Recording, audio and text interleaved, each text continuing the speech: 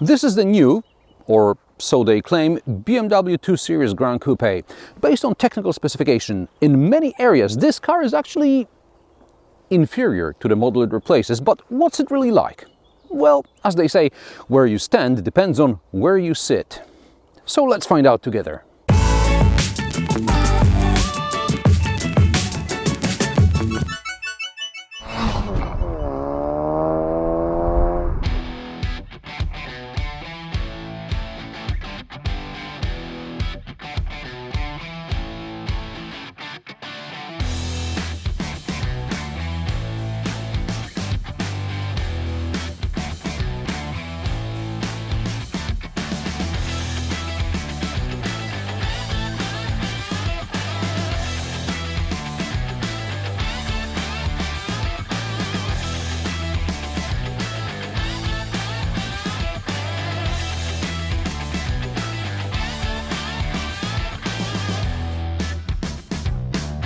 In some markets, BMW does not offer a 1 Series hatchback, only a 2 Series Coupe and a 2 Series Gran Coupe. In my review of the previous generation 5 years ago, I made fun of classifying an ugly sedan as a coupe. While I still believe the car marketing departments are taking the mickey out of their clients, I will spare BMW from further dwelling on its nomenclature. There are other issues worth addressing. First, the dimensions. The new BMW 2 Series Gran Coupe F74 is just 2 cm longer and 25 cm higher than the previous generation F44. And that's about it. The width is the same, the wheelbase is identical, the track is different by a couple of millimeters. For some reason, the ground clearance has been reduced from 152 to 145 millimeters. The car has obviously gained weight, and I could go on knocking on it, but I'll start with one area where BMW has actually improved something. Looks are subjective, but in my review 5 years ago I said that from the side you see the rear doors are too short and they are a telltale sign of the segment this car is in. BMW listened, probably not just to my whinging, and extended the rear door, but only optically because the opening is still as small as it was. However, in my opinion, the 2 Series Gran Coupe profile now looks better. Also, the falling roofline is at a slightly different angle and the car is just more pleasant to look at. It's something like a miniature 8 Series Gran Coupe.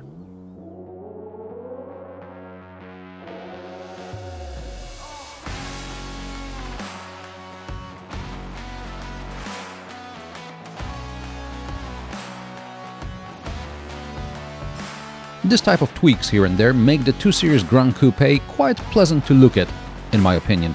There's no place in my life for this type of a car, but now I find it almost nice. While the previous generation had 2 visible exhaust tips even in the diesel variant, now the 2 Series, even with an M package, has a single exhaust tip hidden away under the rear diffuser, partly because the current 220 is a 3-banger formerly known as the 218i.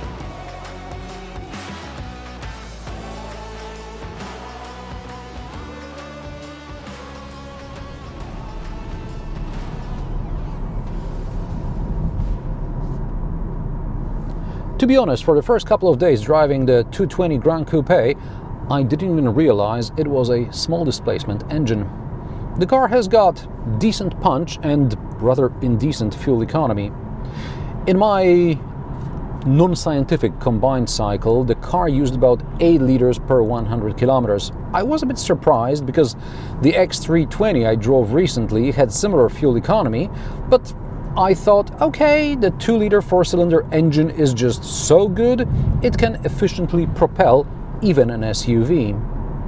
I was astonished to find out this is actually a 3-cylinder 1.5-liter engine. At least acceleration is, in BMW style, under-promised and over-delivered. Instead of 7.9 seconds, I got 7.6 seconds in sport mode, 8.3 seconds in normal mode. And this is one of the very few parameters where the 220 improves on the old 218i. Fuel economy should be 5.8 liters per 100 kilometers combined in the 220 and 5.6 liters in the 218i. Also, the 220 is about 100 kilograms heavier than the 218i. Better dynamics are achieved thanks to the mild hybrid, which adds weight and some 20 kilograms, which the 220 now has 170, and I know, too many numbers, complicated. Ride and handling. I had no complaints in the previous generation, and I have no complaints here either.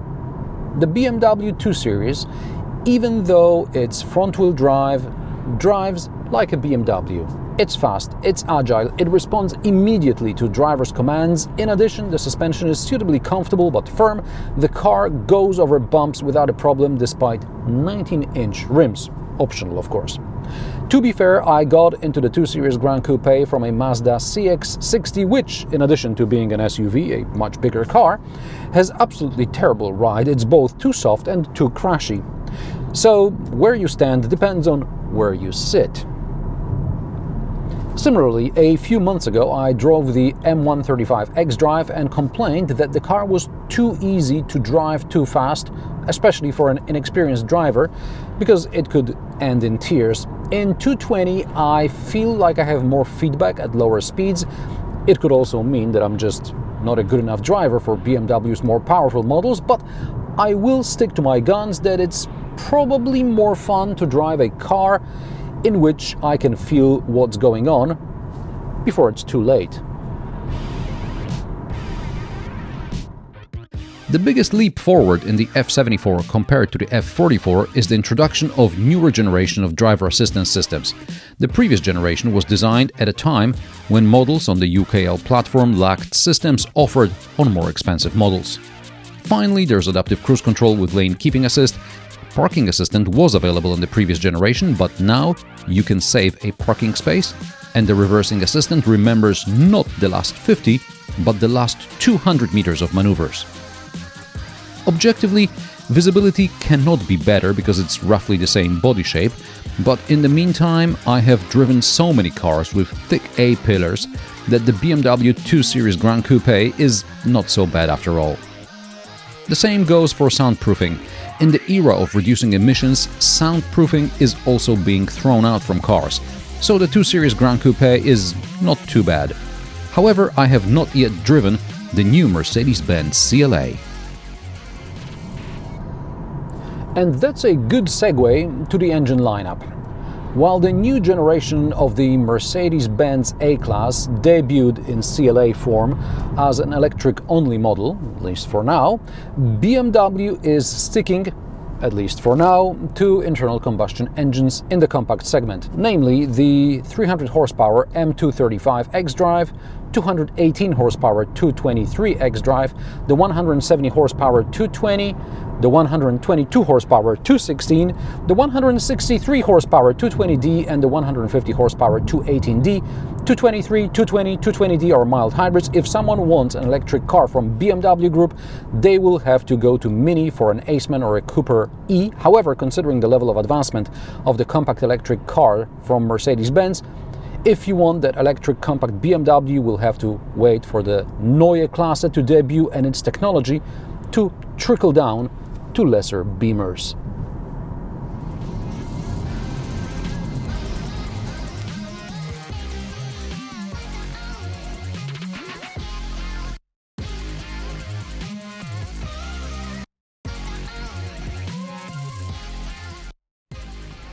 The cockpit of the BMW 2 Series Gran Coupe is a stripped-down version of BMW OS 9, meaning there is no iDrive controller wheel. Almost everything is operated from the screen with two shortcut buttons, physical. One takes us to the basic car settings and the other one to light settings. And yes, light settings on the screen are the work of the devil, and I hope BMW and other brands guilty of this offense will be punished for it by Euro NCAP and the customers. On the plus side, the infotainment system works pretty well. It doesn't crash, and once you have set up everything and stored it in the cloud, hopefully you're not going to use it anymore because there is wireless Android Auto and Apple CarPlay. There is a wireless charger down here at the bottom of the console. However, although it works, if there is any actual cooling of the phone here, it's insufficient. Above the charger is a little cubby from which objects fall when you accelerate too hard. There are cup holders, small storage under the armrest, and the glove box is also pretty small. The door pockets are sufficient. The seats are also very comfortable in this version. Seats in the M135, which I reviewed a couple of months ago, had integrated headrests, which often leads to compromise, but they turned out to be good. And in this 220 Gran Coupe review unit, we have optional sport seats, which are part of the M package, and they are surprisingly comfortable as well. Now, I know that the M package looks cool, but if you value comfort, avoid anything with sport and M in the name. The rear is identical to the previous generation. There is enough legroom, but not much headroom. I wondered where the extra centimeters resulting from extra body height and lower ground clearance went. Perhaps the roofline starts to drop a little earlier in the rear, and as a result, the passenger in the back ends up rubbing their head on the headliner anyway. While the 220 Gran Coupe is classified as a 5-seater, the rear middle seat passenger seatbelt is for occasional use. Regardless, I suggest buckling it in, because when it's in its attachment point on the rear parcel shelf, it rattles. It took me a while to find the source of this annoying noise. Now, if it was my own car, I would probably just put some felt in it, but on the other hand, this is not some 10-year-old Dacia, but a brand new premium car. In normal circumstances, the boot volume remains unchanged, 430 liters with underfloor storage. But because the 220 is a mild hybrid, we are left with 360 liters and half of the space under the floor. Of course, more is better, but as you can see, I still managed to fit a lot of shopping in the deeper part of the boot. Prices of the BMW 2 Series Gran Coupe start at €36,200 for the 216 Gran Coupe. This test car is a 220 Gran Coupe, and with options it costs €57,590, which is an absurd amount of money, and I'm not even going to try and defend BMW here. 35 grand and hot out of your hand. But seriously, the new 2 Series Gran Coupe is in some areas better than the previous generation, but in other areas it's the same or unfortunately worse. At least it's not an Audi, so I don't have to think of a corny progress through technology joke. And what do you think about the new BMW 2 Series Gran Coupe? Maybe you prefer the Audi A3 limousine, or maybe you're waiting for the new electric Mercedes-Benz CLA. Let me know in the comment section below. If you like my sarcastic, down-to-earth and possibly mildly amusing car reviews, join me every Friday at 3 p.m. Central European Time, and don't forget to subscribe and like this video as it helps me with the YouTube algorithm. Thanks for watching, and I will see you in the next one.